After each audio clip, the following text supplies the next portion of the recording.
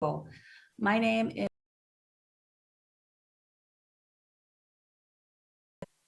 the Ministry of Education has been holding a series of these meetings to inform us all of their proposal for the introduction of parish primary schools. And this evening's discussion is dedicated to Southampton Parish. At this time, I'd like to go through the purpose of the meeting with you.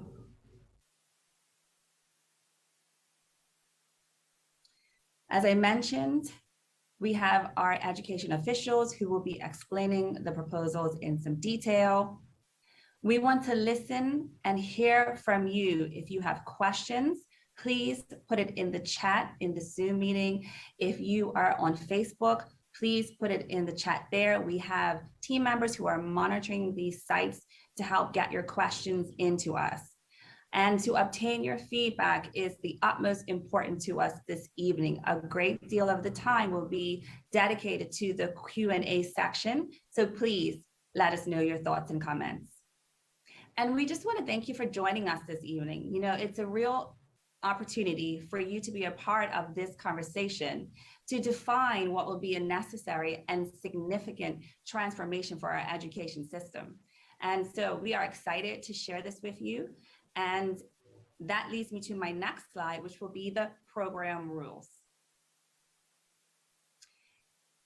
We want to engage with you. So if you can please keep your cameras on. We completely understand that it is the evening time and those with family at home, we may need to be taking care of some responsibility. But if you wish to interact with us, please put your hand up, have your name up so that I can see you, signal to me you to come on and ask your question. And our team is monitoring all the platforms this evening.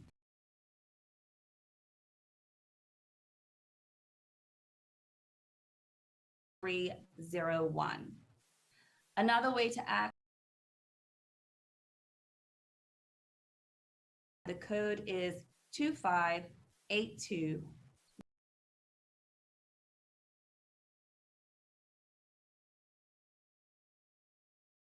Each part will be, we will take a short pull, proceed to the next. At this time, I would like to introduce to give us the welcome this evening.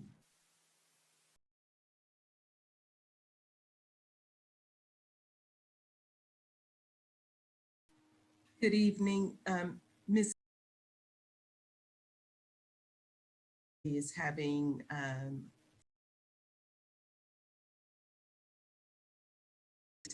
okay.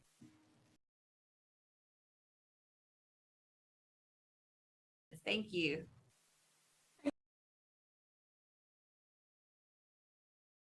Southampton Parish. Thank you. I want to begin by sharing with you, and we need all have a responsibility to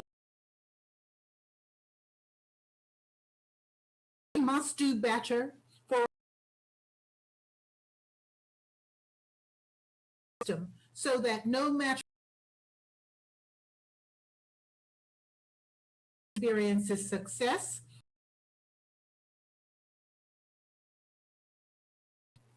we have developed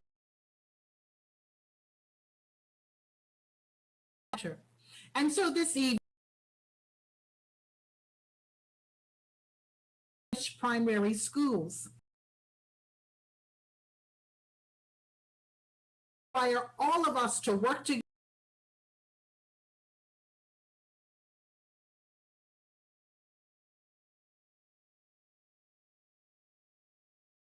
legislation system to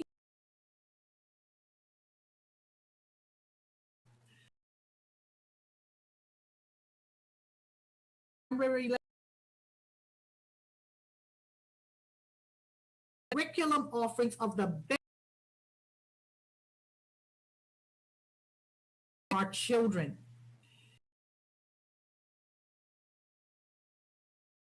Part of education.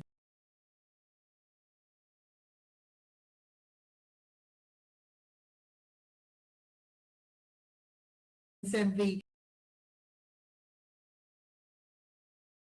achieve pushing to accommodate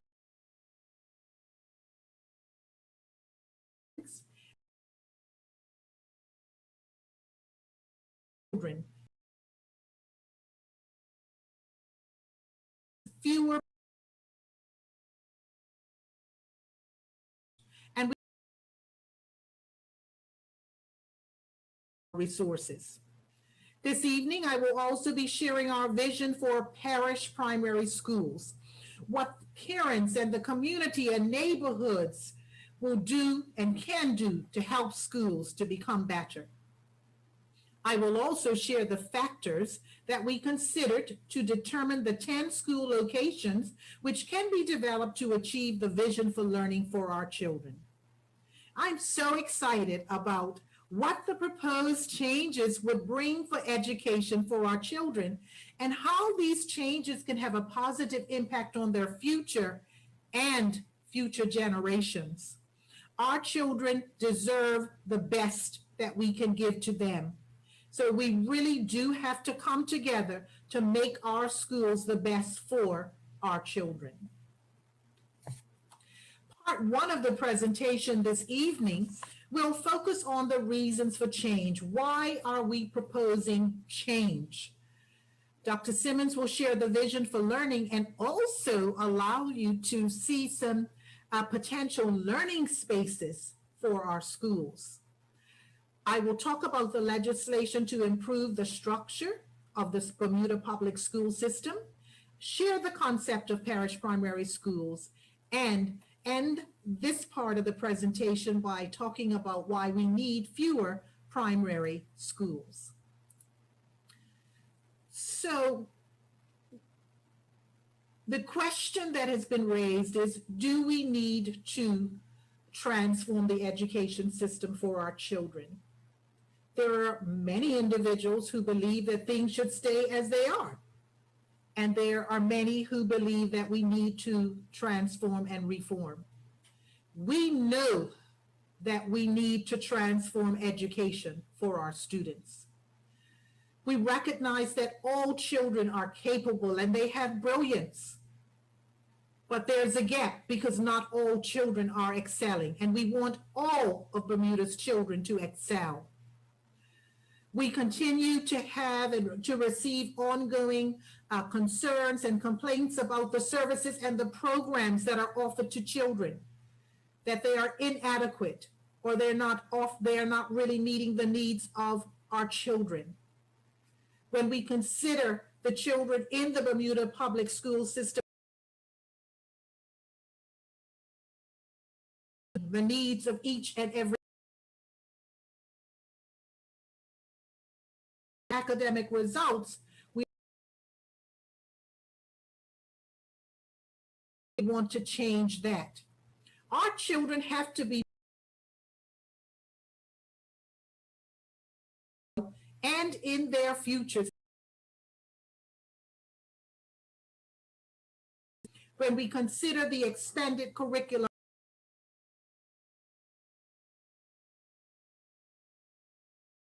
are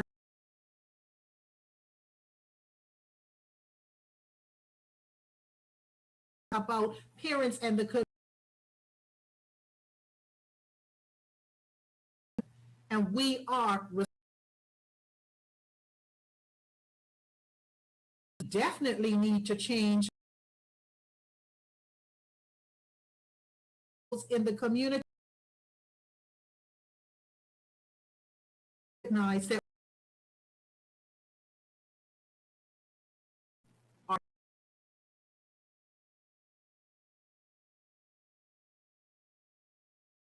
vision for learning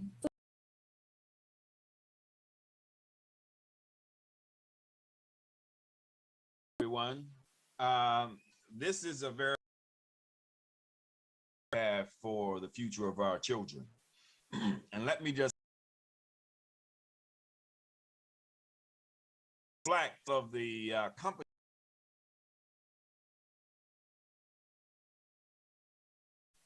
Most notably on this chart is the competency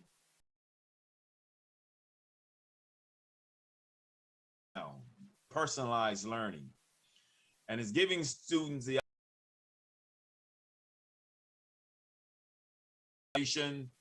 where there's flexibility,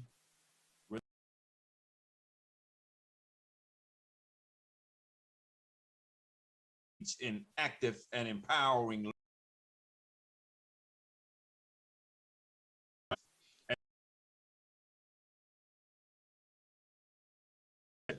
And we'll say some more about how and where that will show up in the vision that we have. But most notably also is a culturally relevant curriculum to go with that which is a personalized learning experience. So as we look forward for the future of education for Bermuda, and we look at these next 8 slides that capture somewhat the change mindset that will be required of all of us serving our children in education, most notably starting with the first slide. All of our children and teachers and educators should have at minimum, a 40% experience of outdoor classroom experiences. And what you see depicted here shows a garden bed. All of our schools should and will have some form of a garden bed as a part of an outdoor classroom. But that's just the first level outdoor experience that integrates science, technology, engineering, arts, mathematics. And why isn't it, or why shouldn't our children construct those beds that you see there, those garden beds? All of our children should have the experience of what it means to learn 21 Square Mile Island. This is their island. And all of our children should treat it as a classroom. Teachers should treat it as a learning space, environmental space. But hey, there's a Bermuda extended to our 21 Square Mile Island. All of our children should have the experience of what it means to be part of a marine culture. And we all are really a part of a maritime culture. They should have the experience of what it means to travel off island 18 miles and 25 miles. Some of you may have done so. If you haven't, I'm not talking about a cruise. But if you haven't, it doesn't necessarily mean if you are afraid of the ocean that you can't do it. Why can't our children experience and have that experience virtually? Why can't they travel off the island virtually if they have the fear of going on the open oceans, 18 miles, 25 miles, that takes them out to Argus Banks, the Challenger Banks, the Sargasso Sea, and beyond, which is the Blue Halo? No, that's real.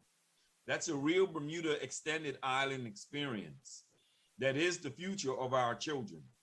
So when you think in terms of that outside classroom, that gives you a window to the reimagination that we have in mind for our children's learning, which takes us to the multipurpose room. And when you see this multipurpose room, very open space multipurpose room, I like this room because it will challenge the adults, teachers, and parents to get down on the level of the children. See the world through their lens, whether you're reading a book to them or you are observing them or engaging with them in active play. But this is a multi-purpose room that invites that type of engagement, where they begin to see at a very fundamental level some of those personalized things that they have an interest in doing. And many of you will know, because of at this developmental age, it is very diverse. But this is where we get to begin to see who our children are and what they can become as early as these developmental stages and ages of early childhood. When we move to the lower primary classroom, we're talking that P2 and P3, yes, P1 also. In that classroom, when we talk about the lower primary classroom and we talk about this experience that you see right here, our children deserve this space. They deserve this interactive space. Gone are the days of the traditional classroom that many of them are a part of today. Their open classroom space that you see here invites them to what it will look like and could look like at the next level, where they are engaged in this group. Personalized learning is again of our teachers to be looking at each child.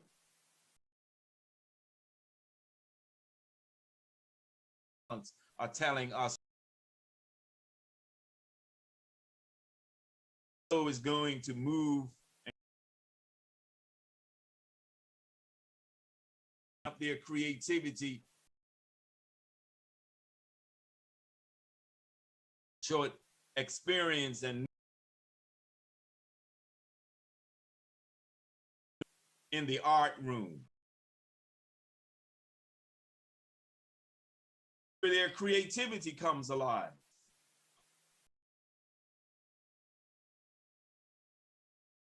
Such illustrations that you see negate them the opportunity.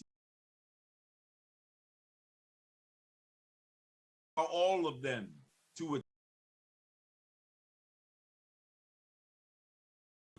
and even if it's not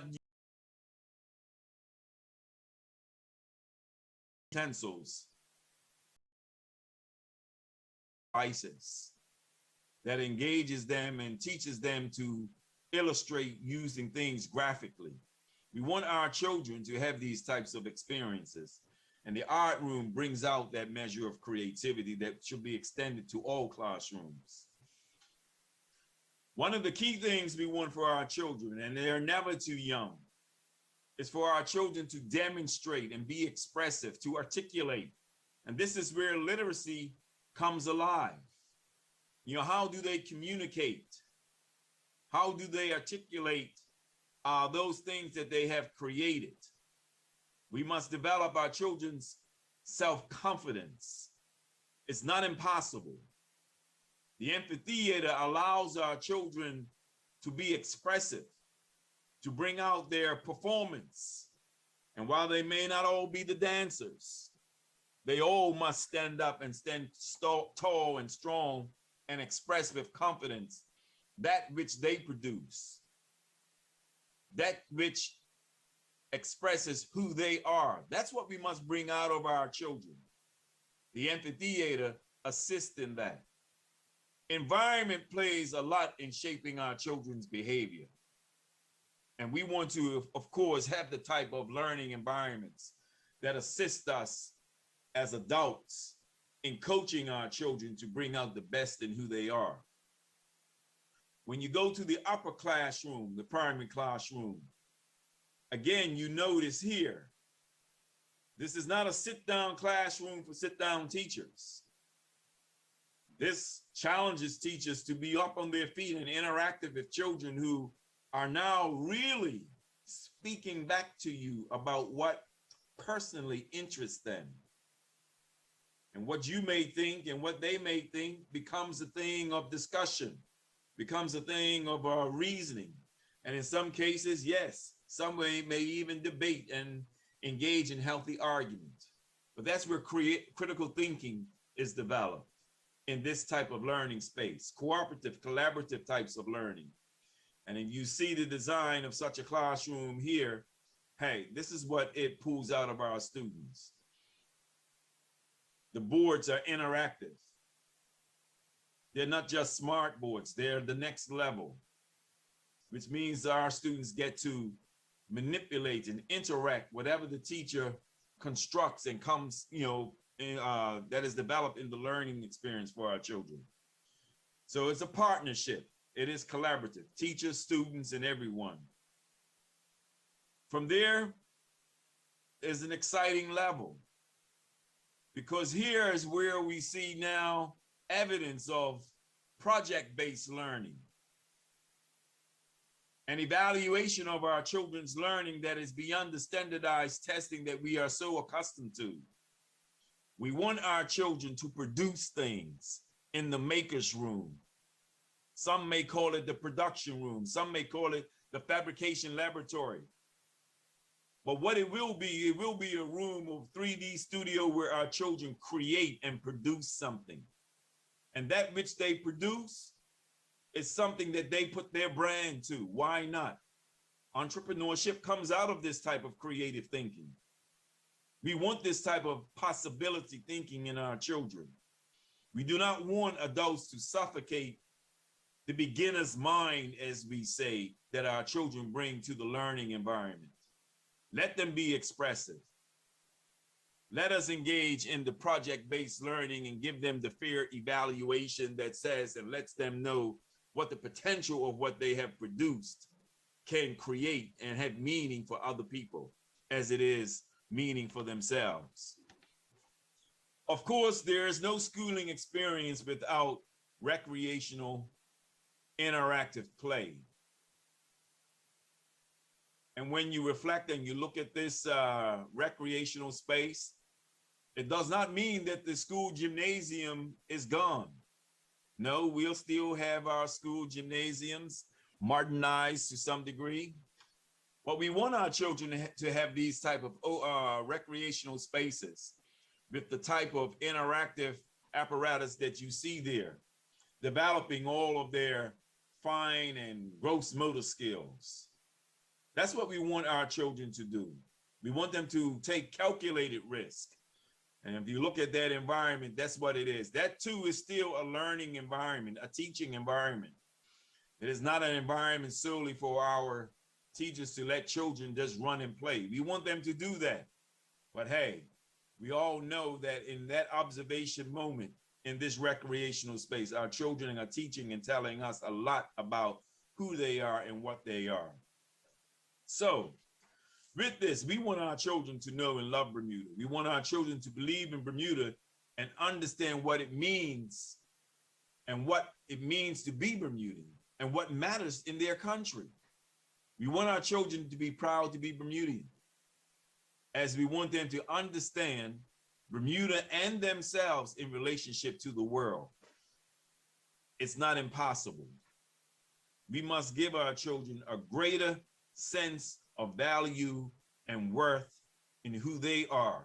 And a lot of that is shaped by the value that the adults bring to the classroom and demonstrate before our children. So we welcome your questions as the presentation unfolds. Thank you so much, Dr. Simmons, for sharing the vision for learning. I'm excited about what that means for students, and I'm excited about what that means for our teachers, and also for sharing about sharing the 21st century learning spaces. Again, I'm excited what that means for our students and our teachers as well. I think what I would also want to underscore with our participants who are online with us tonight is when we consider the vision for learning and we consider what teaching and learning will look like moving forward, we cannot really prepare our children for their future in buildings that were built for an education system and jobs of the past. So thank you, Dr. Simmons, for sharing with us. I'm going to move on and talk about the concept of the parish primary school. We are very clear about the research around effective schools, and schools which are effective have high level concept of the parish school.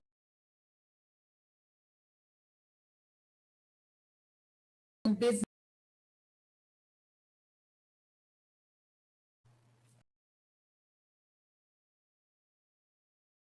classroom, and we're not talking about on the school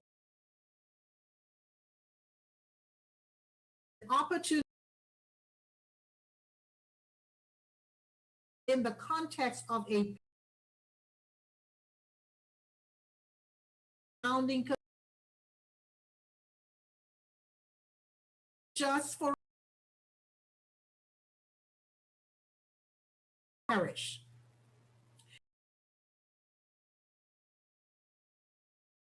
In the neighborhood who perhaps and the surrounding service, all of their efforts into school to be successful. Augmenting the learning experiences and the school, they integrate with the operation to the programs, but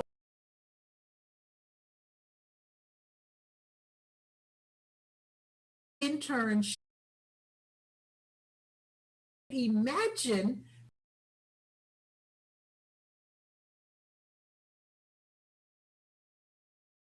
using their expertise coming into the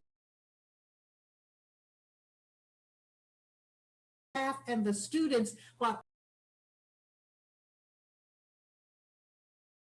that parish as well. Together and saying,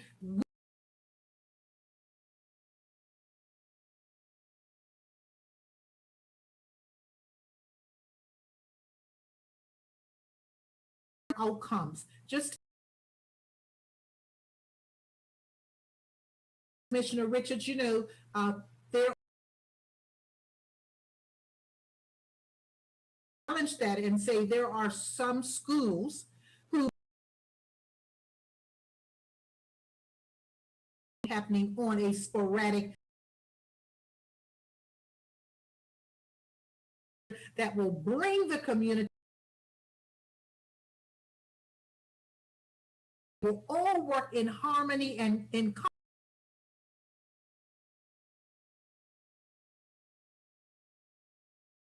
that makes it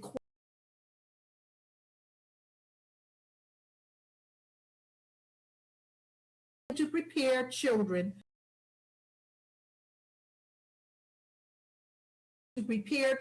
for a very to teaching all of the content for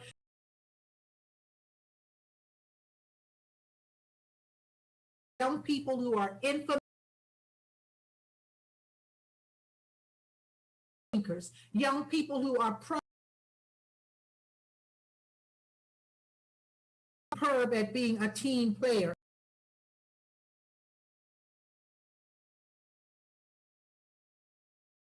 All sorts, all that schools are called,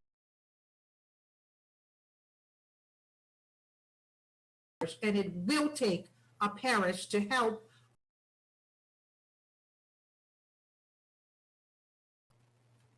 Now I'd like to talk a bit about the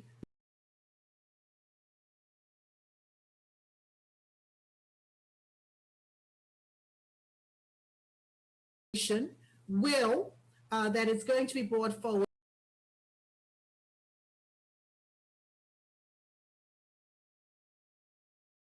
Senior level signature schools and signature schools. In my mind, I see the possibility ways that they will have an opportunity to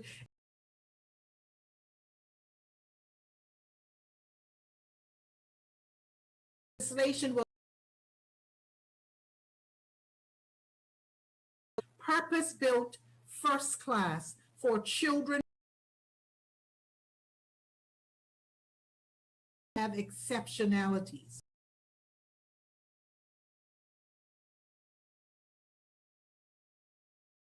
Who require an alternative.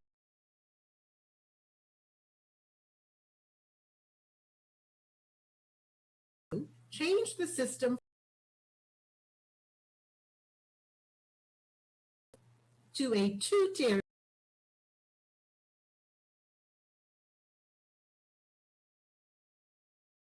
in primary schools going.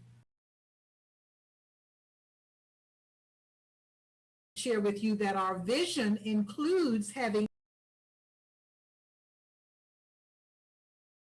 or on the same site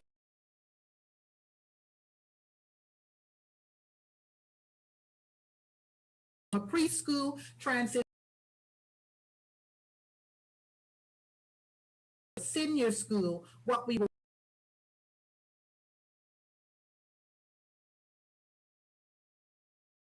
to a signature. We will introduce signature school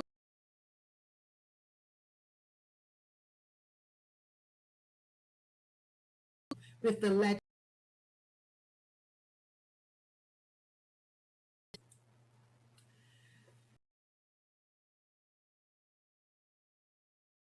Bit about why we need trend data indicating that there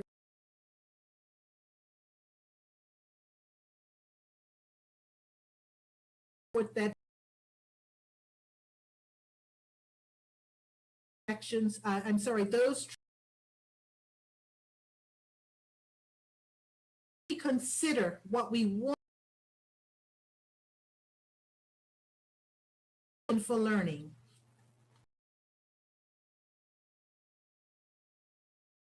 Built rooms and learning. Our facilities cannot support.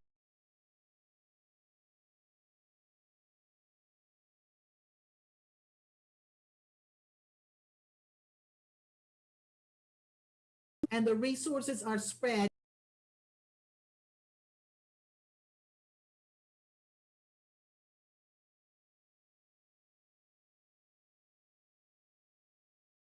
to take resources of each school, and by that and allocate resources, which is just allocating. We also believe that if we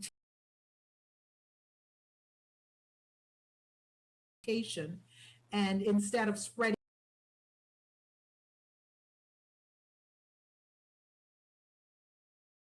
can better distribute and better utilize, definitely do a better tools up for success and improving the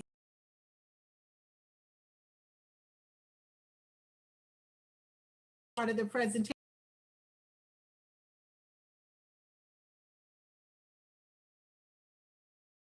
At this time, ladies and gentlemen, we will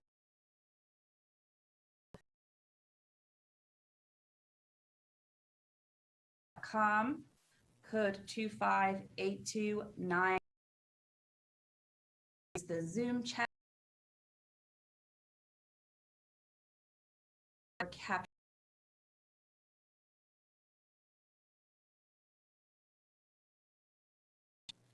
We received some questions.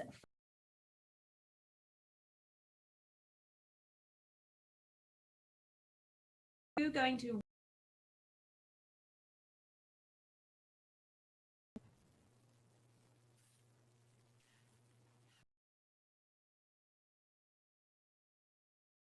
will we reintroduce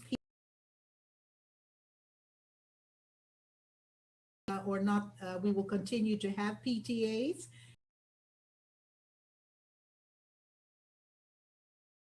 And we consider the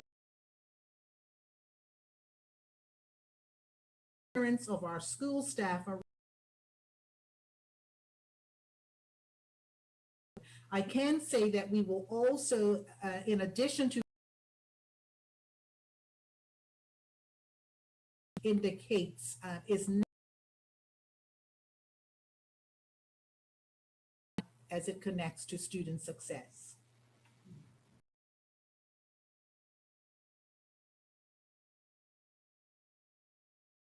everyone. I did have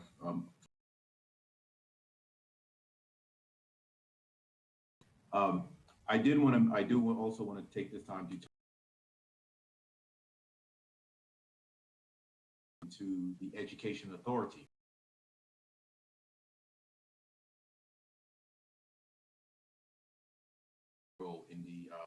In the development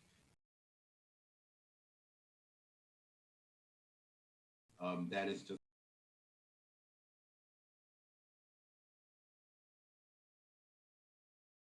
and not just our parents, but our communities. Help to uplift our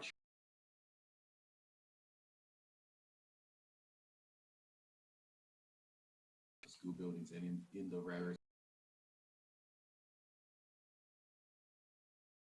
have that little input. I would like to remind everyone, if you would like 4783 the pre-registration we've received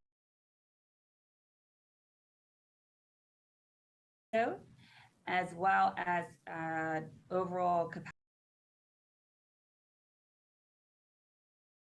A quick overview of that.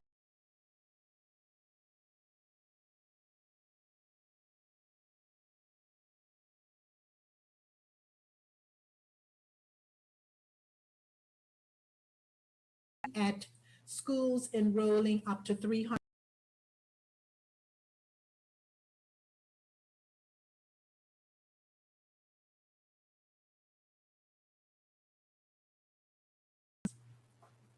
Wonderful, thank you.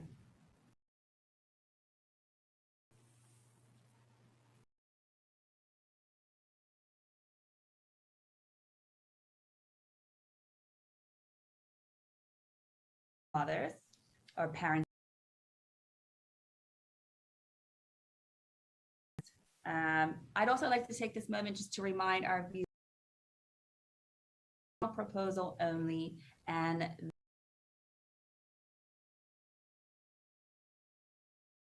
define the reform be addressed. Not all parents will be able to purchase a uniform that is only useful for 1 year, then have to purchase a new uniform for the school reform. Some parents have multiple children in the school system, and because of COVID, parents have lost their jobs. I think that's a genuine concern. Yeah. Absolutely, and we appreciate that. And what I would say to parents is, as we consider all of the many elements as we look to transition and to improve our system, if the proposals is accepted, we would definitely be linking with our parents around, to get input around what they would like to see around the uniform. We do have to be sensitive to the matters that the participant raised in the question, that there are some parents who do have difficulties. And so again, we want to be very collaborative moving forward, and we do want to hear very clearly the voices of our parents when we make those types of decisions. Yes, thank you, Commissioner. Minister, I think this one is for you. Participant says, the presentation seems. What is the funding going to be for this? And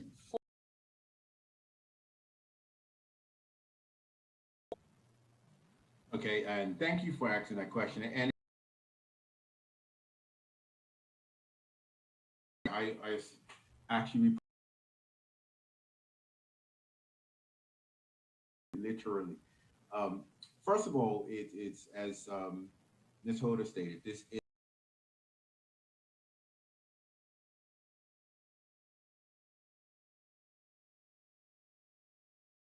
relevant information to our decision moving forward. With that said, there is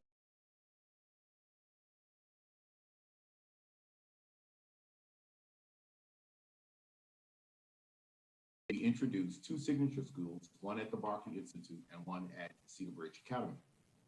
Outside of that, and this actually ties into the plan, this ties into the answer that the commissioner gave a few minutes ago about the uniforms.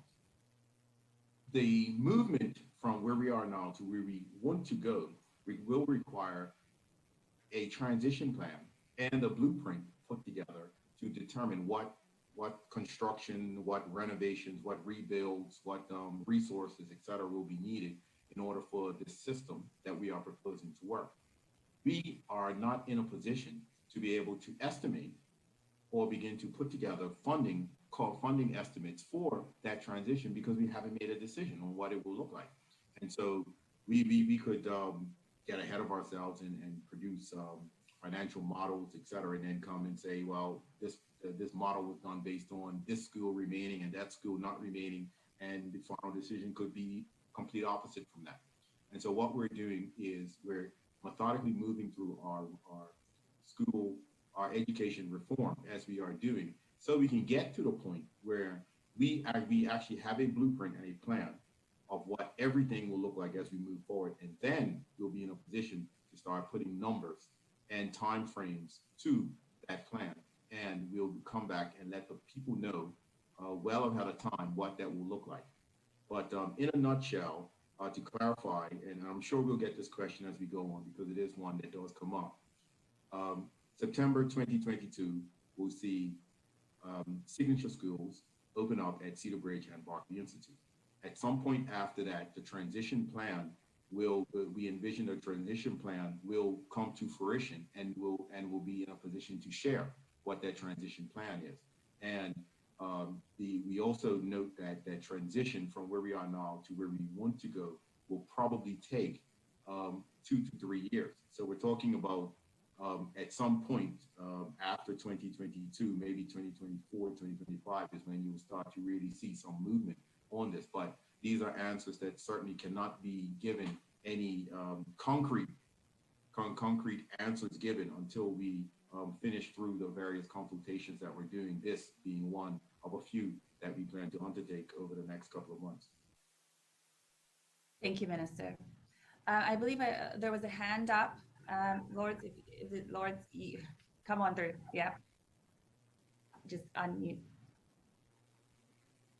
Oh, hello. Good evening, everyone. I'm a parent with Port Royal Primary School. My two children attend there at P3 and P5 level. Some of you already know me. You know that I have a lot of questions, so I'll get started. I do have some concerns. I've submitted questions before, and I don't really feel that they've been addressed. Initially, I think it's pretty much set that the curriculum will change, correct? So are we looking, is there any specific curriculum being looked at now? And why was the Cambridge curriculum not successful, being that it's only been implemented about 10 years now? It's not, the proposal speaks to an old and outdated curriculum, but I don't think a 10-year-old curriculum is old, or certainly not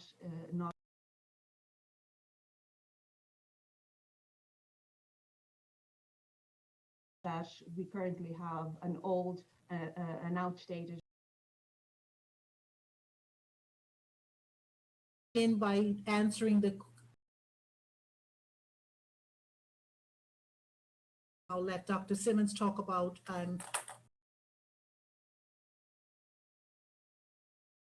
so we have the Cambridge curriculum, but the are old, they are outdated. In the first meeting that I participated, which was to allow for this sort of dialogue,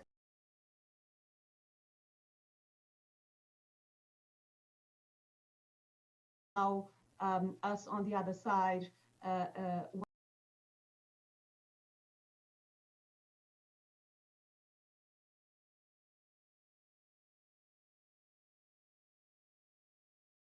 Dr. Simmons said,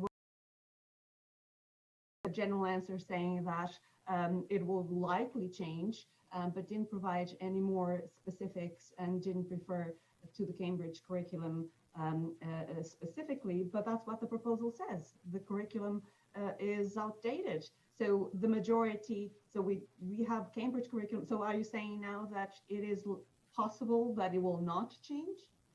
Let me offer some clarity to your understanding of what was said. The curriculum Cambridge is not outdated, nor does it mean that we will not use Cambridge. What was shared is a reimagining, a reconceptualization of curricula, inclusive of what Ms. Richards indicated. Nothing stops us from continuing to use and provide a standardized external assessment such as Cambridge for our students as they move towards the upper levels to participate in external examinations such as IGCSEs, GCSEs, City and Guilds. Those are standardized external assessments that our children will have the opportunity to pursue still. In the reimagining and the reconceptualization of curriculum that I spoke to last time encapsulates the vision for learning that we talked about. You may find that even with the current curriculum, it has some of that in it.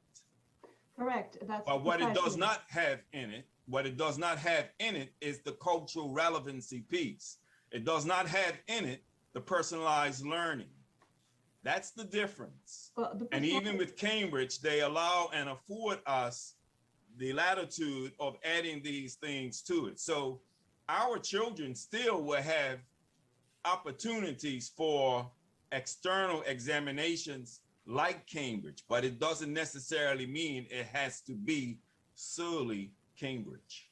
Right. So going back to Cambridge, my concern with the implementation and with this change is that I believe that something was dropped along the way in terms of how, in terms of the support to the teachers to deliver the Cambridge curriculum. So if I'm not mistaken, we had 2 Cambridge experts visiting the island and visiting 9-10 schools, I think it was, and the report was quite concerning. They reported that the children were not being challenged enough, that there was only evidence of the curriculum being taught within the classroom. I mean, and meaning being the curriculum that is being adopted, there was only evidence that it was being taught within the classroom. So it was a report that greatly concerned me. So and this adds to the envisioning how that will be forward. If we dropped the ball before, even now with the standards-based grading, the implementation of that was so difficult. So every single thing has been so difficult to implement.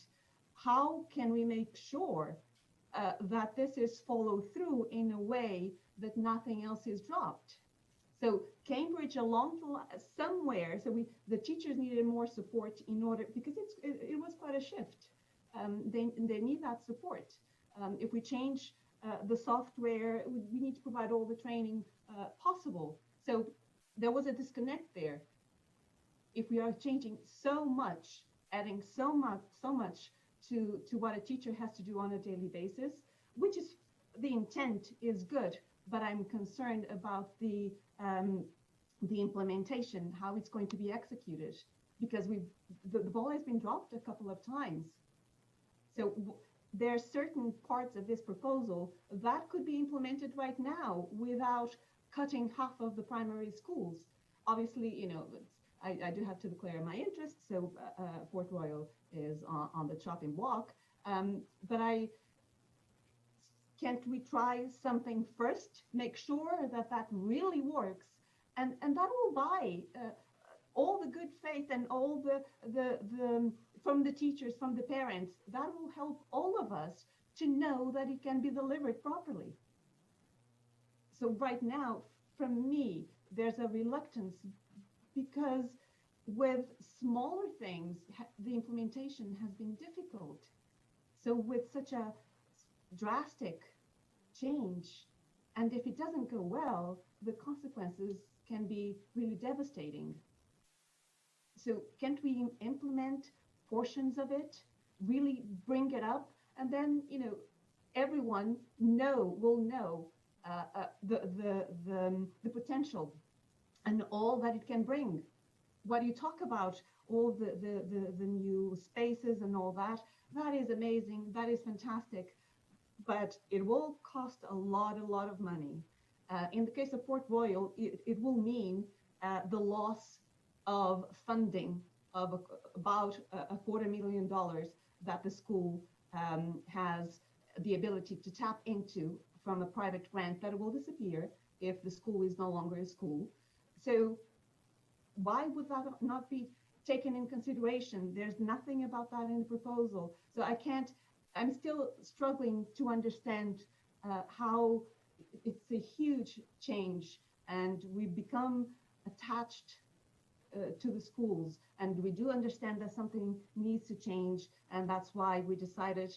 I'm speaking obviously in my personal capacity, but I'm also part of the PTA, and we did decide to wait until we held these meetings so that we could have a better informed opinion before making the presentations and have an opportunity to discuss. But there are so many questions, and I've been following, and I participated in other meetings, and I didn't feel I had an answer to them. Sorry, that was a lot of questions. Thank you, Ms. Dorte. And you've given us quite a bit of things to think about. One thing you said in your message, is if Port Royal School closes, they will lose funding. I'm not quite understanding why would the public education system lose funding if a school closes? So see, and this is again one of my concerns. That speaks directly to the fact that the schools were not consulted in this process. So otherwise, it would be known that Port Royal benefits from a private grant to be used for the school for the school alone, and that currently has about $250,000 available to it. And the grant has been used. So 2 years ago, the library was redone. That funding came from that grant. So it's a private grant specifically for Port Royal Primary School. Okay, well, thank you for letting us know that. Because, I look at this and I listened to what you were saying, and it was ironic because we have come into this and understood that in the past, things have not been implemented as good as we had wanted them to be implemented. And what we recognize is, and we're looking at it from a different perspective than you're looking at it from. We're looking at it from the perspective that we've tried to implement things in bite-sized pieces and kind of tinker around the edges to improve certain things. But we recognize that we have to do an entire education reform process. And that includes not just buildings. That includes teacher professional development and getting teachers in a space where they're in a better space to do what needs to be done to take advantage of what's being proposed to put in front of them. We looked at what the curriculum looks like, and as Dr. Simmons articulated, having a curriculum that speaks to all of our students and not just a small portion of them.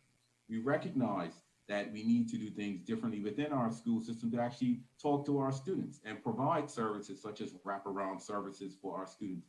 And I will say that I did post it. I know that you've read the document, and I say this I've said this in the last few presentations, that the document on page 25 really does sum up very succinctly everything that we're trying to do. And you actually see from the very top where it talks about the types of things that we're trying to do.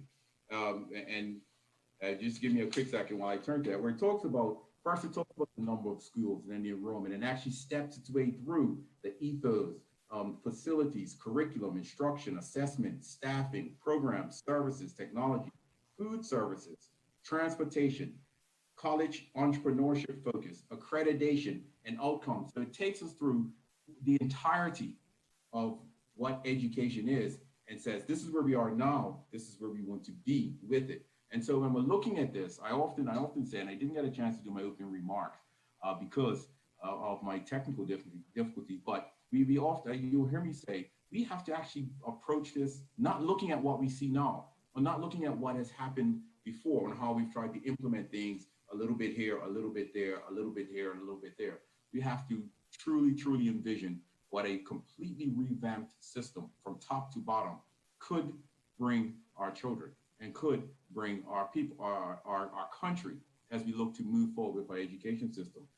Again, I think it's quite interesting that you said there is a grant for that is exclusively for Port Royal. And I would like to think that if we are talking about moving to a system where the entire community is rallying around our schools, that grant would just, because it's there, and I'm making an assumption, to ensure that the education is delivered to the children of Port Royal. Why couldn't that grant simply be looked at and asked if it could be utilized to give to the children of Southampton and actually approach it from that perspective?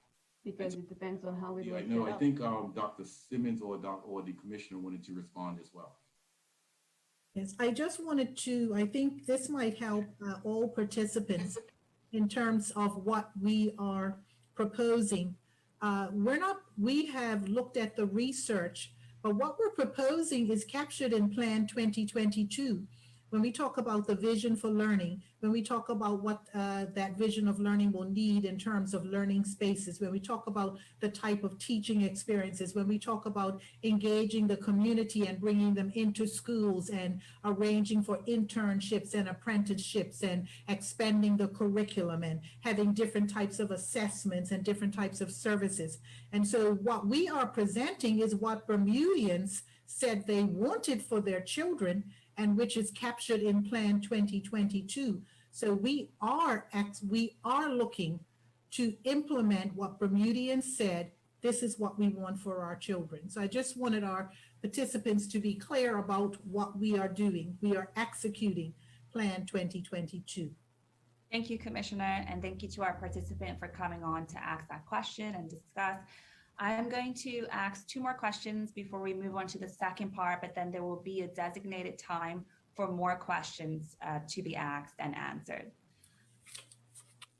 Our participant from Facebook has asked, how will you address the mastery or competency with core classes? And this is specific to primary schools. And let me just preface that with the first statement, which is, there is a lot of emphasis on the arts and alternative options to core classes.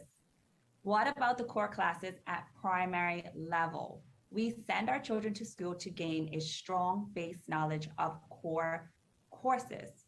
I can see how they may branch out at senior level, but, and here's the question, how will you address the mastery or competency with core classes?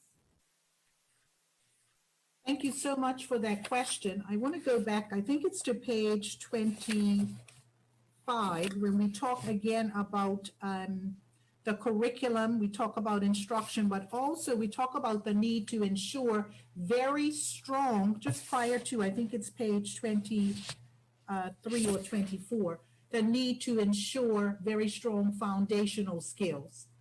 And so we do have to ensure that students master their foundational skills. As we reimagine and we look at the research around curriculum, what we have learned is that the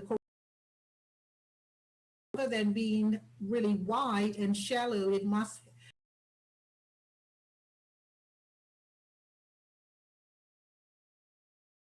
students must master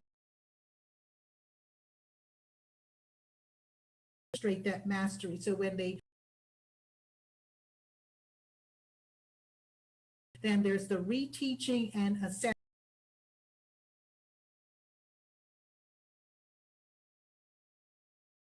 question that talked about students having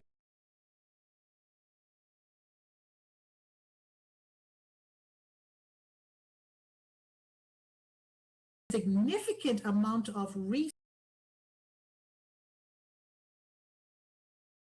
thinking critically and asking questions and exploring. And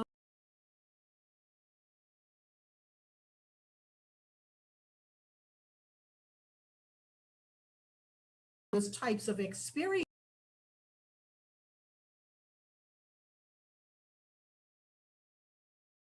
to the younger years, that they benefit tremendously of the curriculum. Well, I think what I would underscore is our children, they should be able to have the same types of experiences as children around the world who are in the best schools. That's what we want for our children. Thank you, Commissioner. Lastly, before we move on to our poll, will each primary school have a library and a librarian?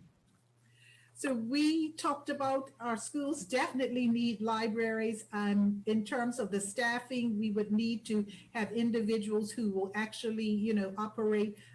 We will determine that moving forward. We're talking about specialized rooms, and I'm trying to think, rather than calling it a library, it would be sort of a resource center, because it would go beyond the, just the books, etc. So we have to think of it in terms of it being a 21st century learning space. So a resource center that would have, which would include books amongst other types of, digital resources and cubicles for students to engage and, to connect and so on. So we're talking about a resource center rather than a library. And we would need staff to be responsible for that particular space.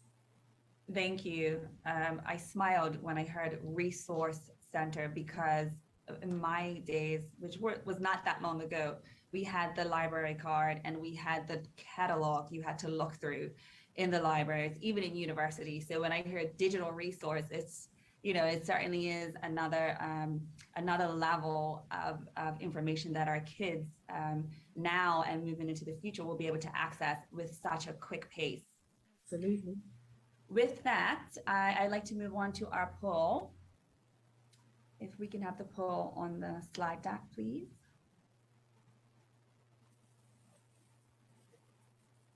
Okay, you shall see the form that comes up to answer this question. This is for the registrants on Zoom. Do you agree with the introduction of parish primary schools with one primary school per parish and 2 in Pembroke? Please indicate yes, no, or not sure by clicking on the circle. And we will give you 20 seconds or so.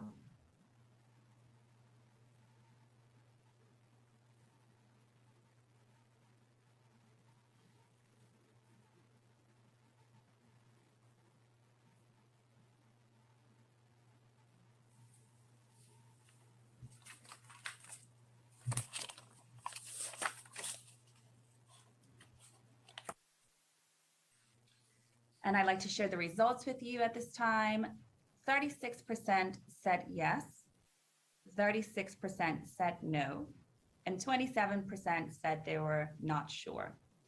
And I would like to remind you that you still have an opportunity after this meeting. If you go to sleep tonight and you have some burning questions on your heart, the Menti form will be open for 24 hours. And you can continue to email consultation@moed.bm. At this time, we can head on to the next part of the presentation. Thank you so much, Mrs. Holder. For part 2 of the presentation, what we're going to do is what I will do is share the factors that were used to decide which primary school locations should be refurbished or rebuilt.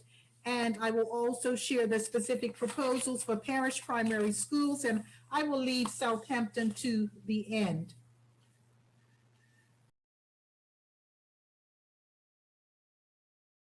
Learning facilities to accommodate the vision. The left-hand side of your screen areas stepped out, existing buildings.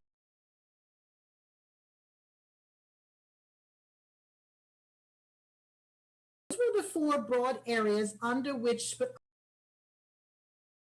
were used. If we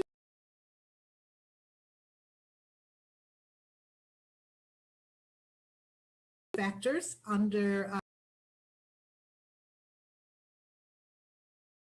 were factored in, but particularly when we look at the fact that we will need to for delivering the were considered, and also factors related to there's the potential for traffic and health were factored in, and the school were used for those for scoring those.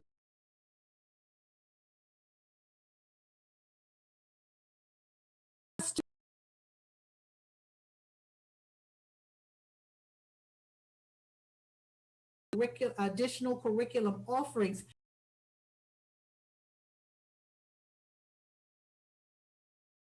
capacity still enough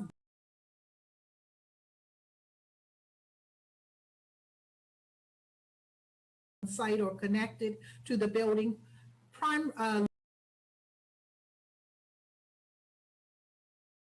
outdoor recreational area.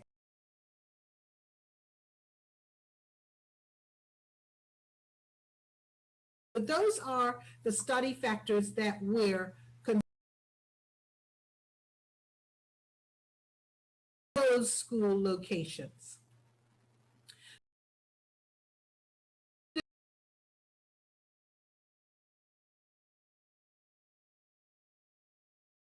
With one primary school per parent, enrollment continuing with it. We have our 18 schools spread across our 9 parishes, and 9 parishes again, with 2 in Pembroke Parish. Western Zone, and we will start with Sands Parish.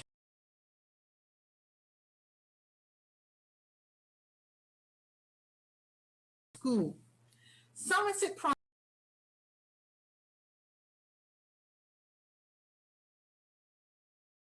has a larger available acreage.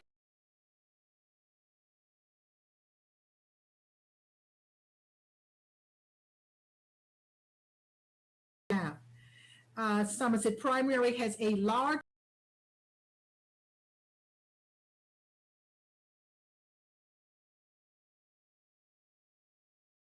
propose Somerset Primary as the Sands West End Primary. So we will come back to school in its parish, and so we propose to develop it.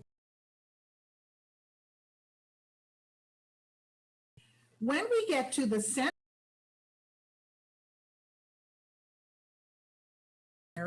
Victor Scott Primary and West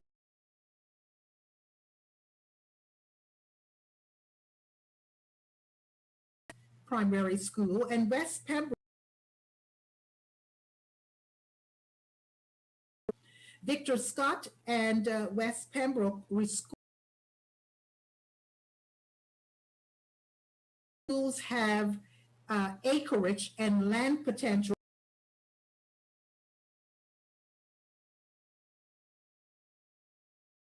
Pembroke has the potential for a preschool.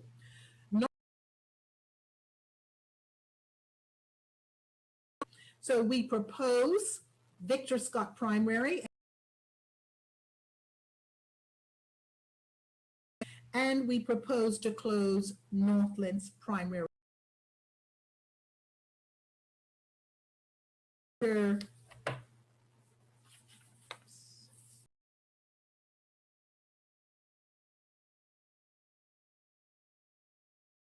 actually considering the as part of a larger vision for education. Schools, we are looking to repurpose the exceptionalities and students who require an alternative.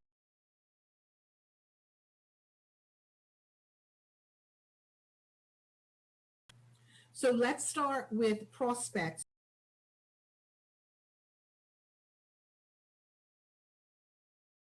Repurpose the school as an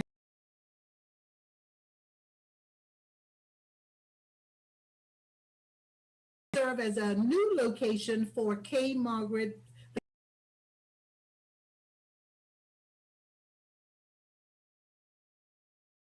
to students with exceptionality. Primary, we propose to close out education signature school to serve students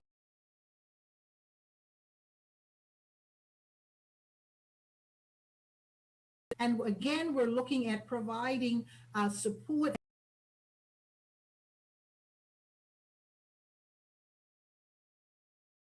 Therefore, we propose to repurpose for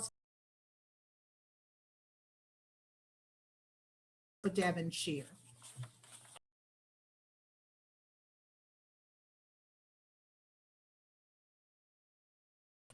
So in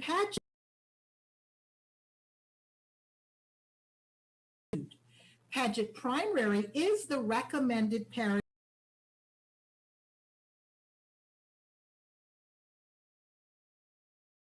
property and conditions than Gilbert Institute. Primary school for Paget, and we propose to close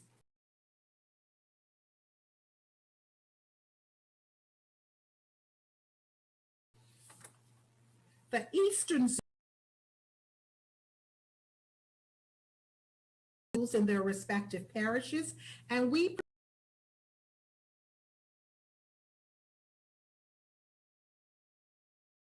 when we consider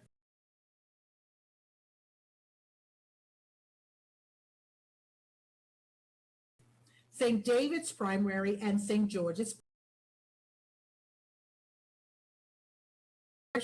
School, because its location achieved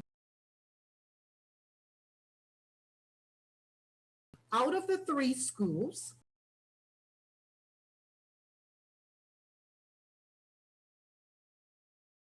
for learning.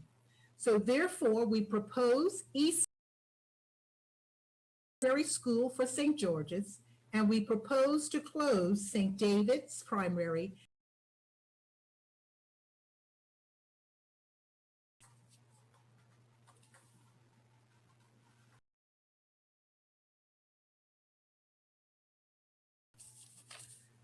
So let us consider the some of the key land and whether it's usable and whether there are any matters pertaining to Southampton, Downton E. Tucker, Port Royal Primary, and Harry.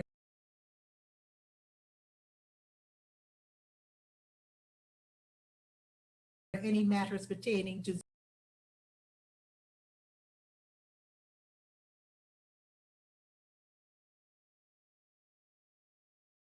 again, the Greenfield space, Delton E. Tucker again had the highest score.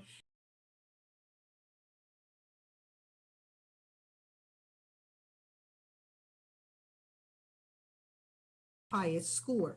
So Delton E. Tucker is the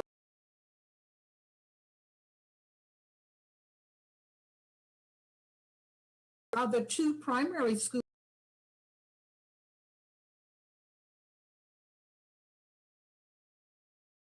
for expansion. In fact, the Southampton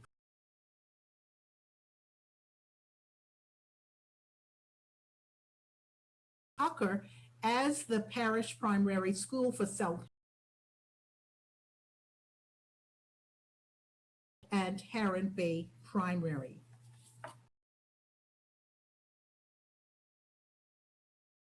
Have in common is that the facility, the new vision for learning, staff, and to after expansion and develop recreational areas. And I am turning it back. You're certainly welcome.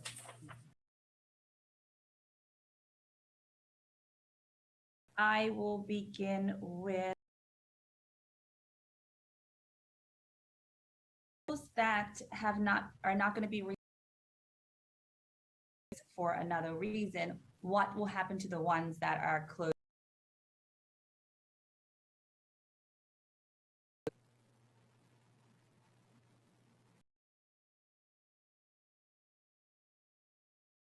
Typically, Thank you, Minister. sorry,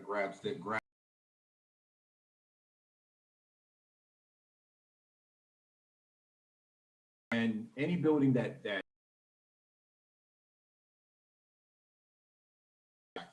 to the we can just look at what has happened at T and Tatum.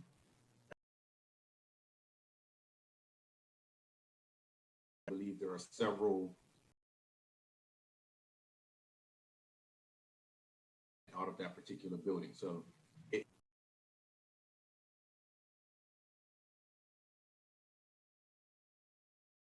one of those,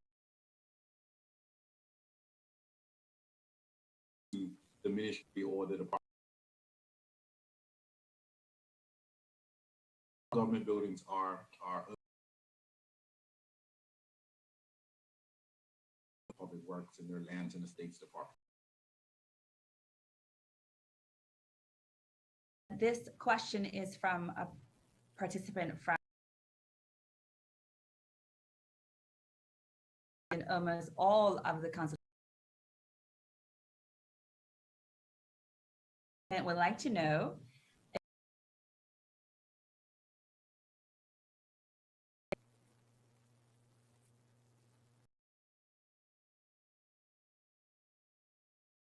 Parish primary schools moving forward, parish or within their.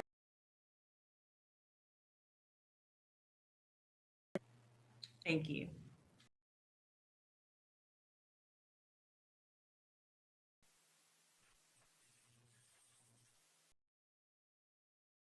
I'm a registration participant.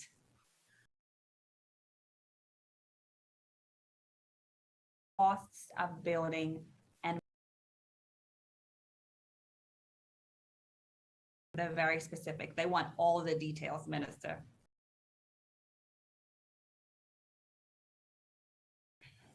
The participant would like to know if they, in addition to the to-do, the school, I'm assuming. That I wish they would have said that. Figure out, but I will say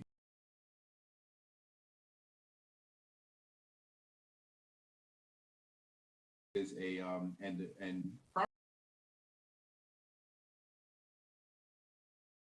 our custodians and the union, but I do know that our custodians is required to be checked, required to be done as they clean.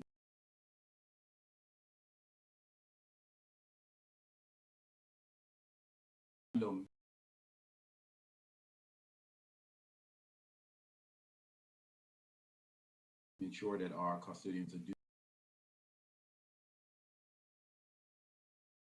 MTS, you want to expand any more on that? Yes, Minister, I'll expand a bit more. Thank you so much to the participant for that question. If I heard correctly, it's stated, can we have the cost of building maintenance? Yeah. That was correct. Okay, great. The Ministry of Public Works is solely responsible for the majority of building maintenance and repairs to our school buildings. The minister just indicated that the school buildings belong to the Ministry of Public Works. So they would be the ones that would have a list of the costs for the building maintenance and repairs of all of our schools. And they actually do those buildings on the maintenance and repairs on an annual basis. So that's their responsibility. That's not the responsibility of the Ministry of Education. Thank you, Permanent Secretary. Sure. The last of our questions, I want to remind everyone, or let me just take a quick at the moment.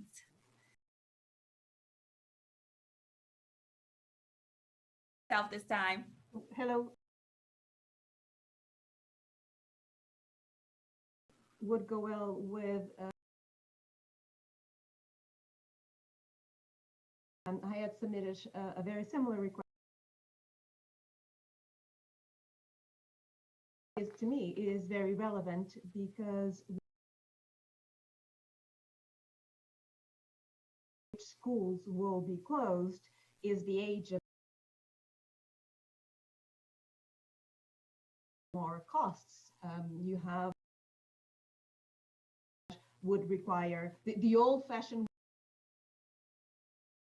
building may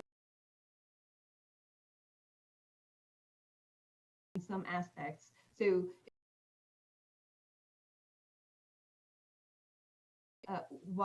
how much is one of the factors to close. It doesn't mean much. I wanted to know, we reached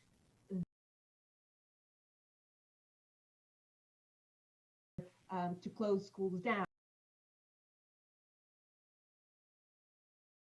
Hard to believe that on page 58, Dalton E. Tucker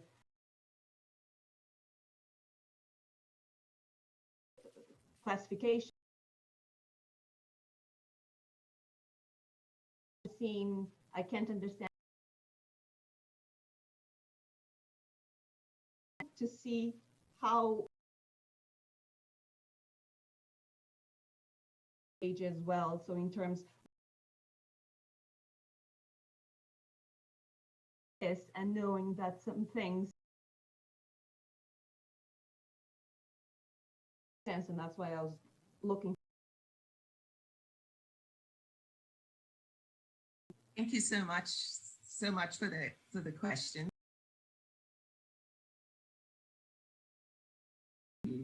As it relates was one of the studies. It's not the only study under the category. I am on page 57. So, however,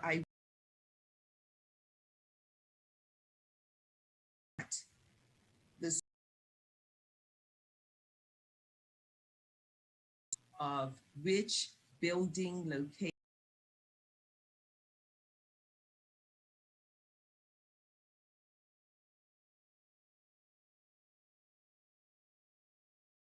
#21st century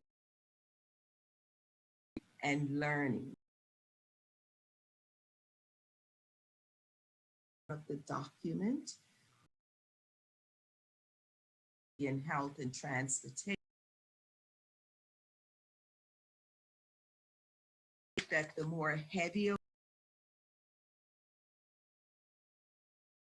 factors in the safety and health had to facilitate the vision development, which she focused on the area rather.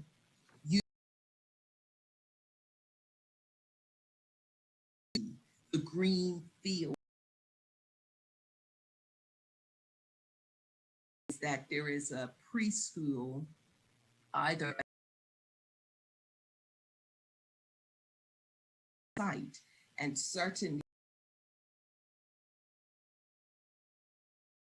space for the little one. And as I said before, expansion capability was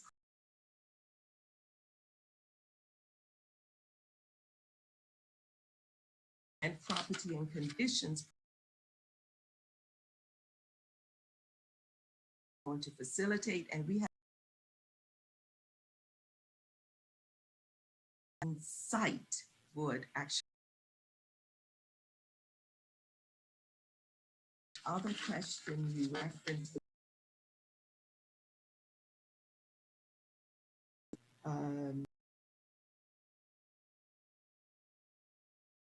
Yes, traffic congestion. Oh,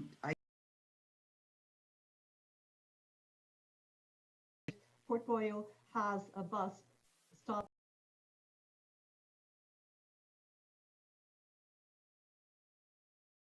I can't understand, and I mean, if we are talking in terms of safety, one place might be bigger as we.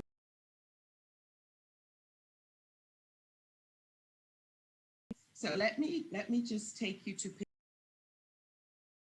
payment, which actually gives description.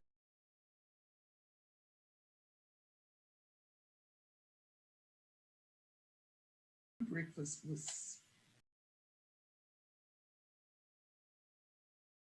as far from school.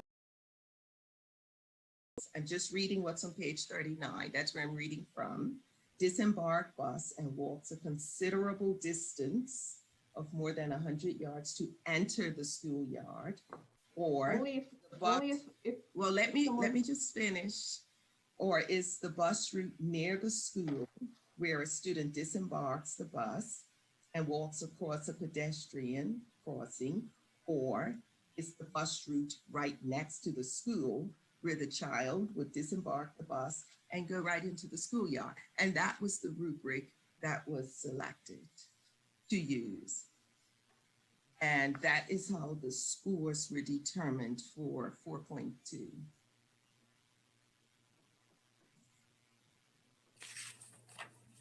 Thank you, Permanent Secretary. Thank you. Thank you for the question. welcome. Mrs. Richards, Commissioner Richard, did you want to say something on that topic? No, that's fine. Okay. We had some questions roll in. Participant on Mentee has asked, have you at the same time?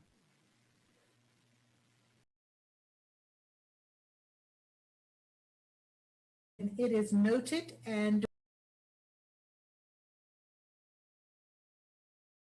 ideas and thoughts around it.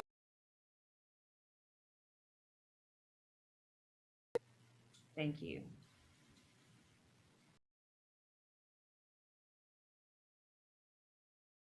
Year for already behind a year.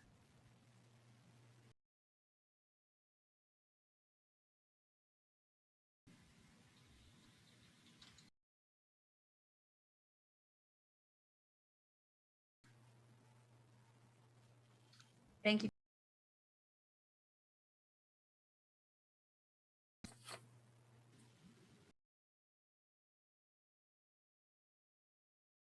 We've had several questions.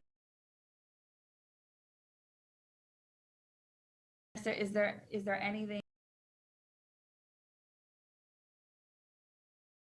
timelines?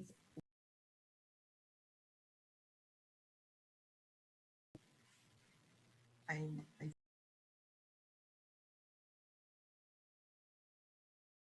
She took a bite of an apple, and I was, There are several questions related to the distribution, where it's coming from, and timing. So I just want to, since it's a popular topic, could we offer another summary of this for Okay. our viewers? okay, and I remember I did say we'll probably hear it 3 or 4 times. Yeah, I think this is number 4. Are we on number 4? Before the night's over. And it is a very good question, and it is a very good question, and it does deserve an answer.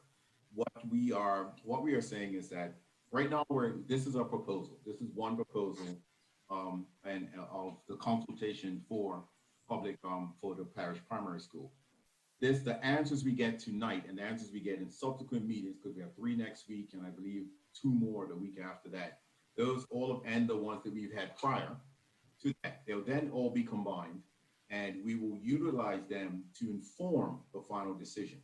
A report detailing all of these responses and the rationale to the final decision taken received will be published for the public to see. And we'll make an announcement on this portion of the consultations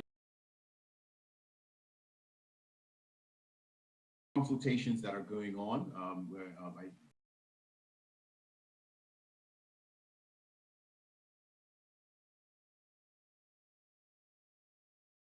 So you can be a part of the group that is looking at the methodologies of teaching, the things that we will be teaching, what we should be embarking on to but that as well. And then the group that is developing things are to the point where we know,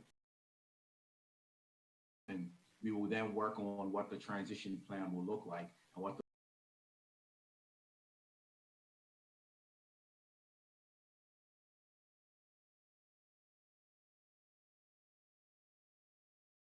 where we can sit down and start.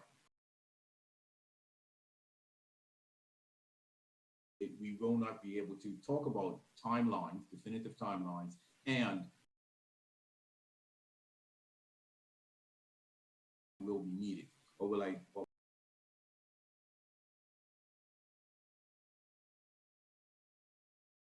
Even though we're not at that point, we are looking at forward, and nothing is being for PPPs, private-public partnerships.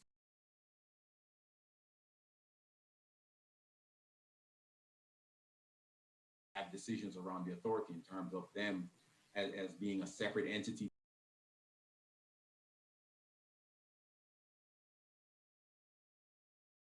In terms of how much it will cost.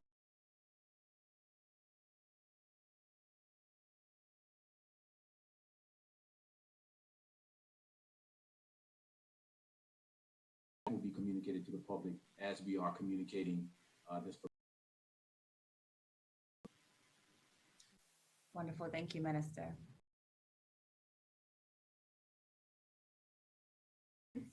Could you please explain the definition of exceptionalities as it relates?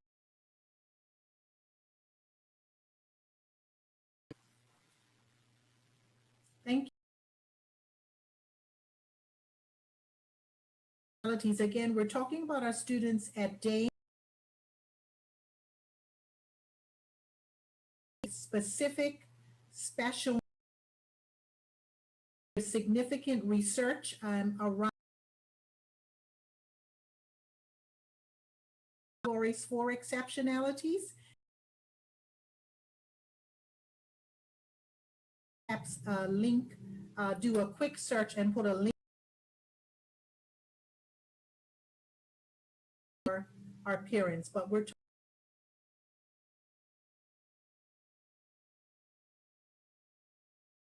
with other severe. I'd like to add to that, yeah. Mrs. Richard. Associated with students with disabilities,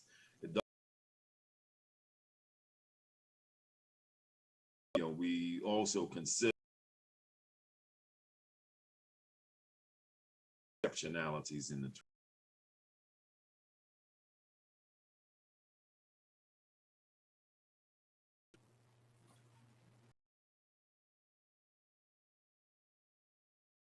Facebook viewers.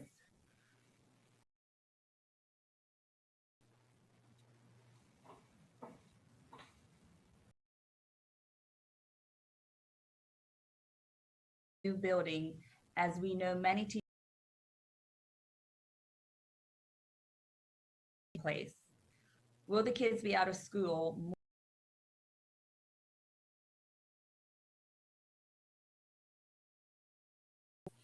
Thank you so much. Some of the PD that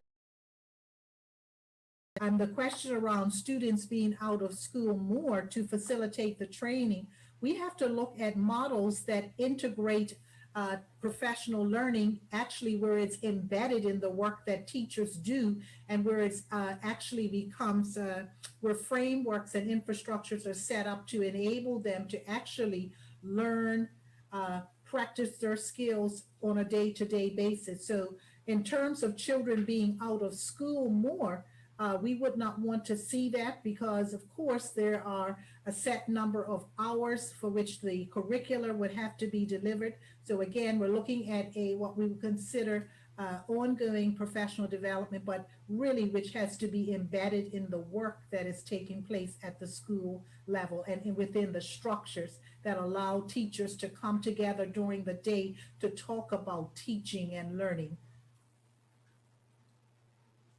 And building upon that, I mean,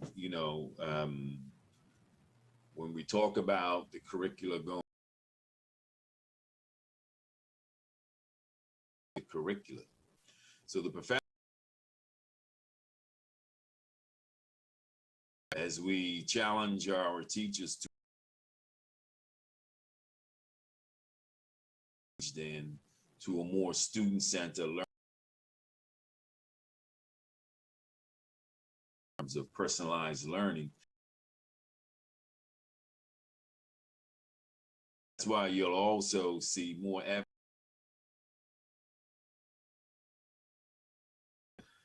going forward, as opposed to so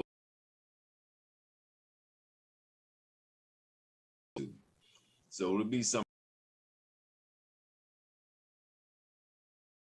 learner-centeredness that is key and is always ongoing. There is a program that will be implemented. Program that will be in place. Work that they do so that it can be on professional learning, and that it must be on teachers to continue to execute it appropriately. Thank you. Time for one more question before. It's more of a statement. How will the Ministry of Education be able to ensure, as well as physical? We also have concerns about the realistic plan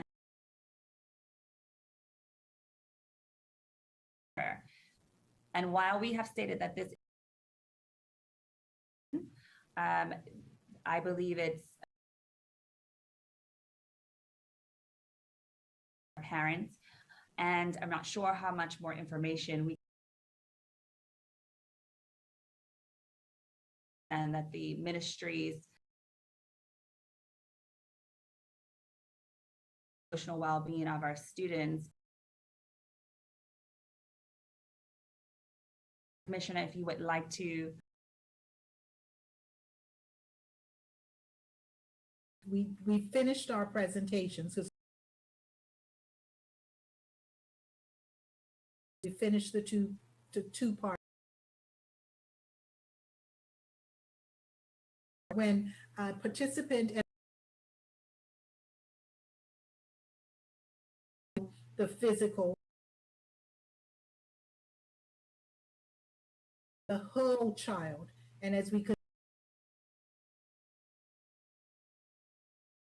the presentation, and there's significant research to indicate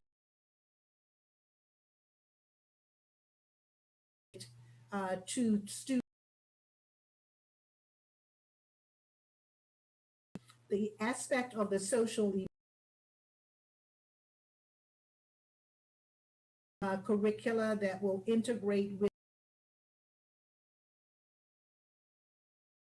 emotional program. Speak a bit more about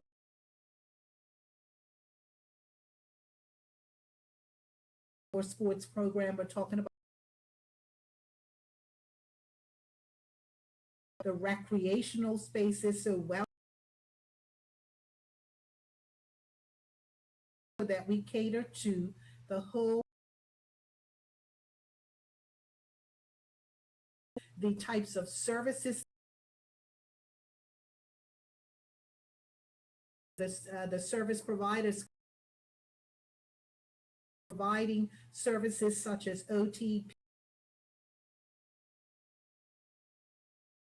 schools, so that when our children need those services, about the addressing. I believe you captured it in terms of the type emotional literacy of our children is to standing before our children.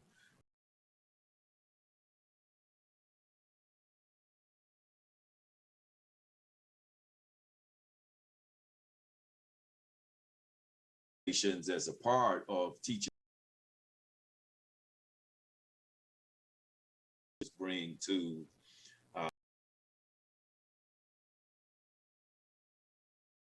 that's integrated into the services when we talk about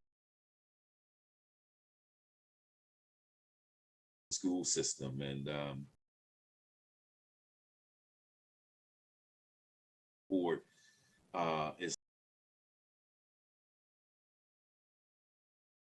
for student services to deliver it, meeting the needs, having the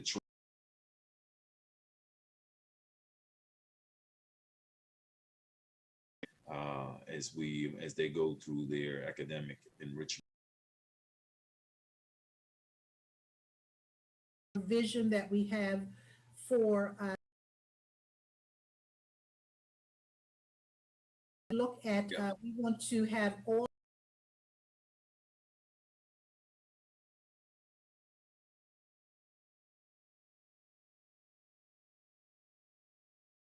schools. I know we have individuals at the department on the island. I believe all of focus on the importance of student, teacher to student, teacher to teacher.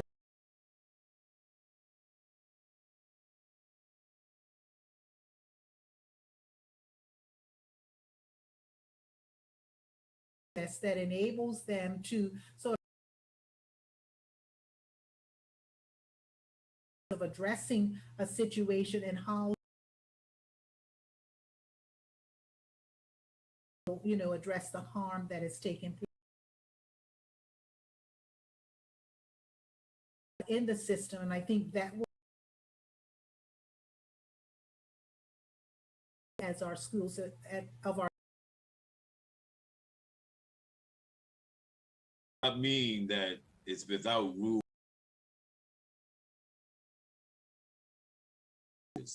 Many people think rules and regulations. No rules.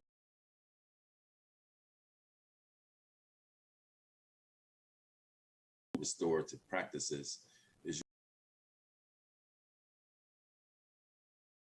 positive relationships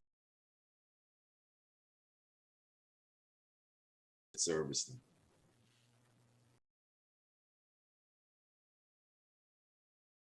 I'd like to address one question that was asked earlier that for the proposed school purposes on the continuing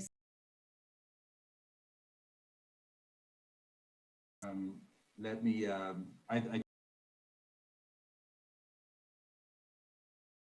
as well.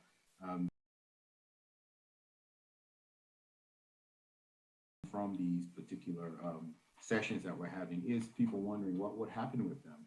And it also started when we first announced this. There were many reports about various schools and their historical perspective within our society.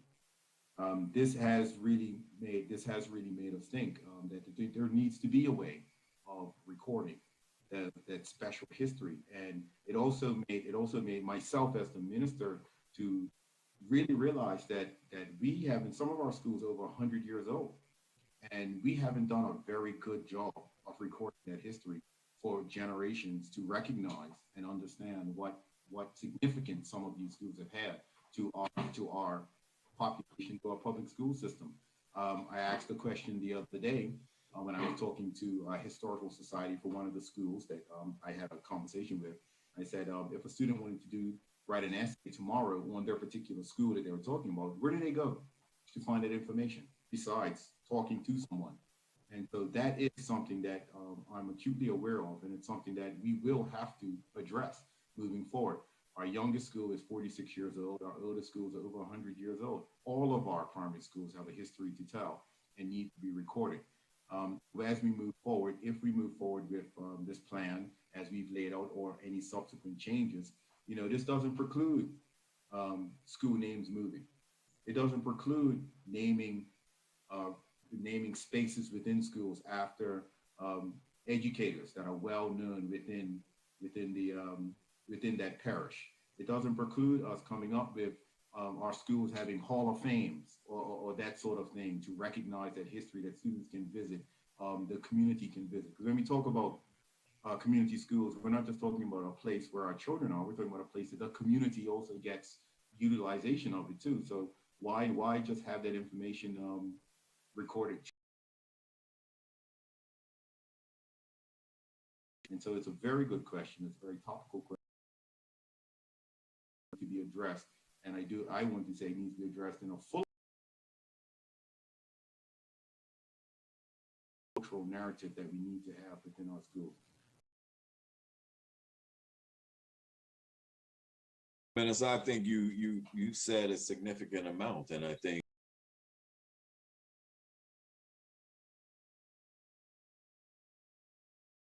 of the schools in the community to uphold it and tell those stories of what school surrounding an extended community of Southampton Parish, and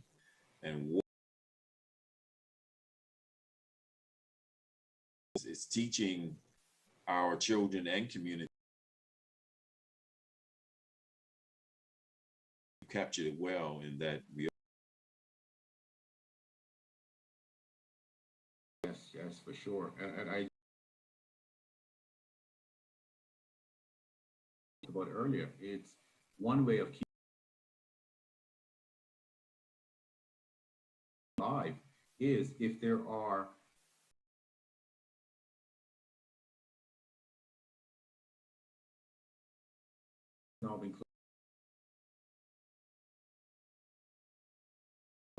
exists.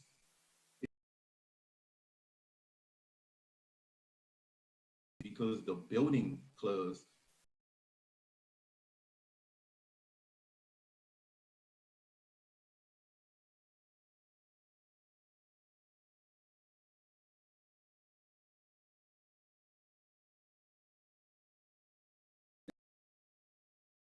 Because we didn't have Port Royal just dies at that point, doesn't mean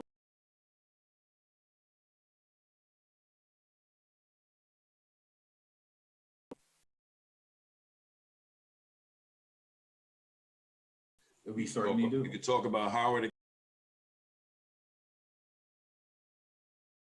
Schoolhouse. Yeah. Still very much alive.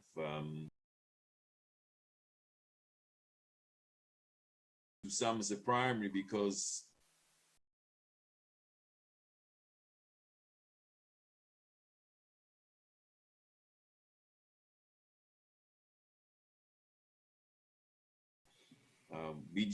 I think it's a very important.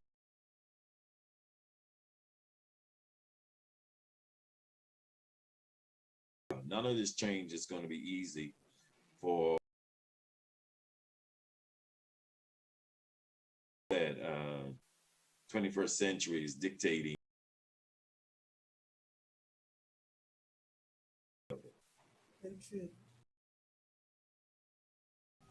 If we don't make the change.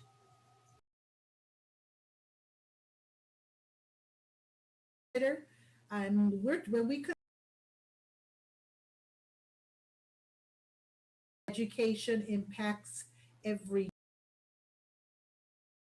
parish, community, every business with national issues.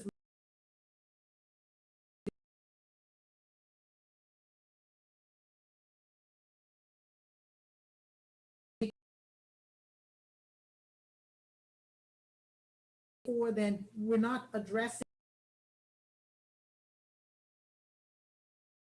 in which are impacting our children.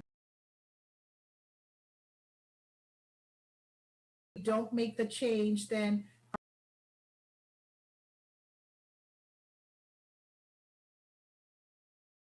about what we are.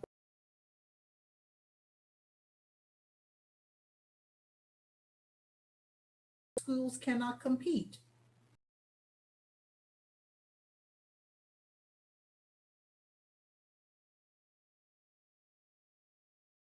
For our young people, if we don't make.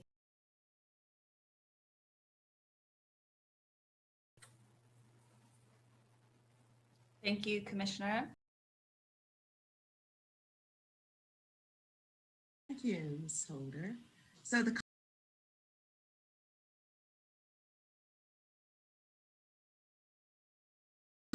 we would ask that you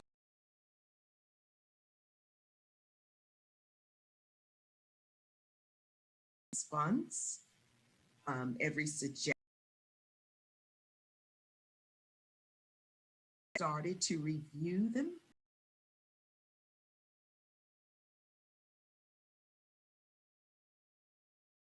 We really appreciate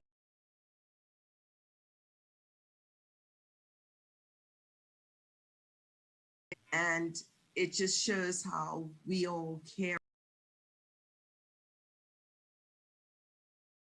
Actually get all the data in and organize the responses in different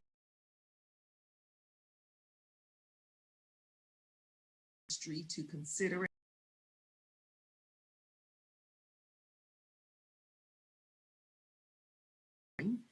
and therefore we expect that any decision of this school year so that you would know what's. So what is next during the month of April?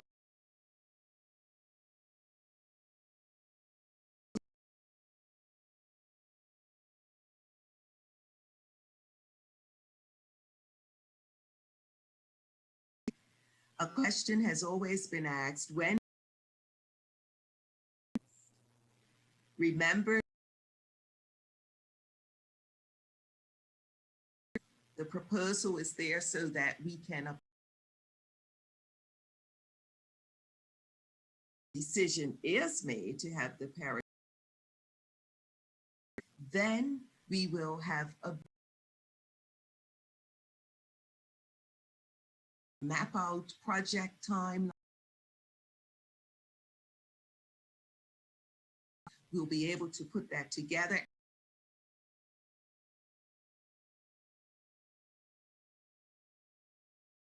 Urge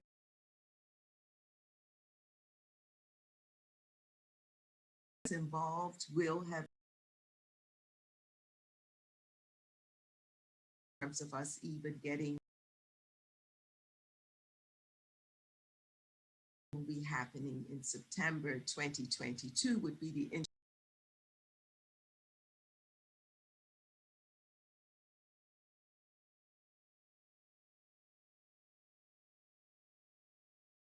a very short poll, last one of the. You will see the question on the screen. If you can, it's 2 questions. If you can please.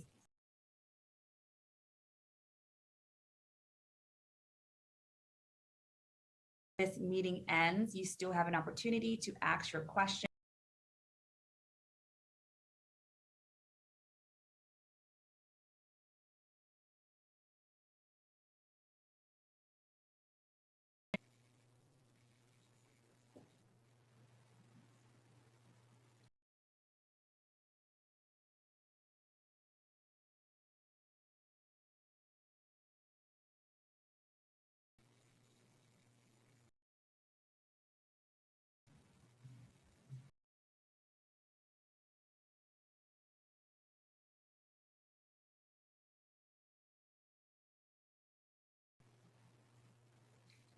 Thank you for sharing your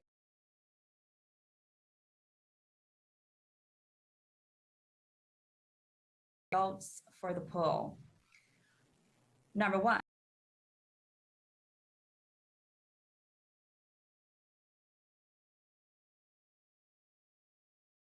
A celebration. Kudos to everyone. Thank you.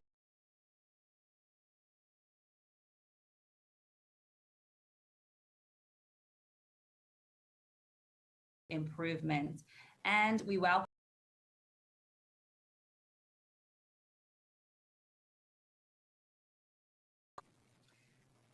at this time.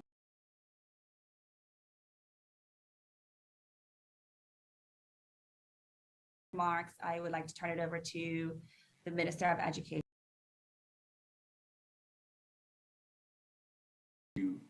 Commissioner is on board. This is and so your dedication is very joining us on the call. Thank you for to what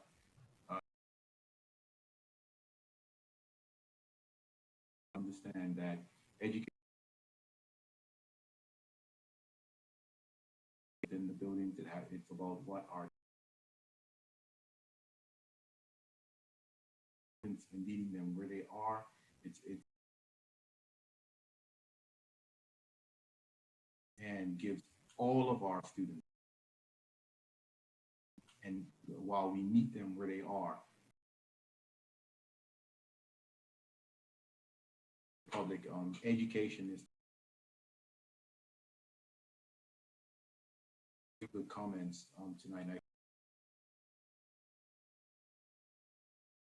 You can post on Menti. You could website, or you can send. It's too, as I said, education is too important. One of the reasons, one of the key, and we have to take into account things that you're putting forward. Recognize that all of them with us.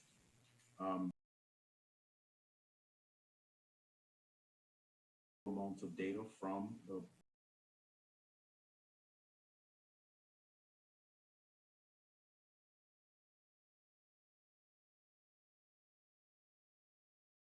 plan, the stuff that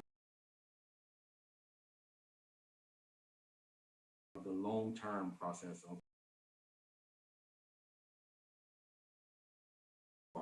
that have been enacted, or some of the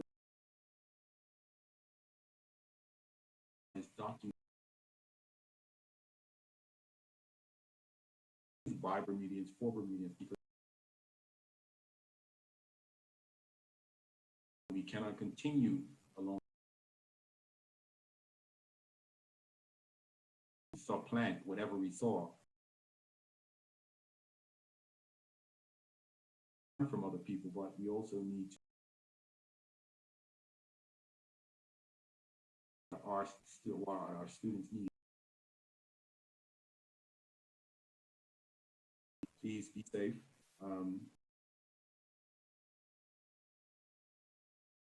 Pandemic while the Bermuda does a pleasant weekend, and